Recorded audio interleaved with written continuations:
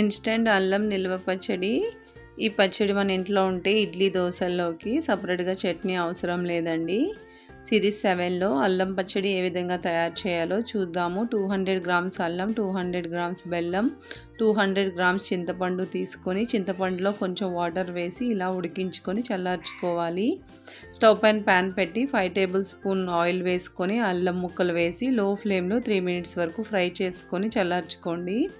అదే ప్యాన్లో 1/2 table spoon మెంతులు, 2 టేబుల్ స్పూన్ ఆవాలు, ఇవి 50% ఫ్రై అయిన తర్వాత 1/2 టేబుల్ స్పూన్ జీలకర్ర కూడా వేసుకొని ఫ్రై చేసుకొని పూర్తిగా చల్లారిన తర్వాత మిక్సీ జార్లో వేసుకొని మెత్తని పౌడర్లా చేసుకోండి.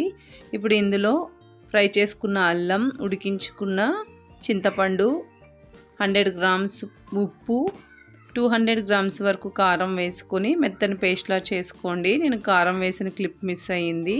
ఇలా పేస్ట్ చేసి పక్కన పెట్టుకున్న తర్వాత 250 గ్రామ్స్ చింతపండు వేసుకొని కొంచెం వాటర్ వేసి ఇలాగా బెల్లాన్ని కరిగించుకొని మిక్సీ చేసుకున్న పచ్చడి అంతా వేసి బాగా కలుపుకోవాలి.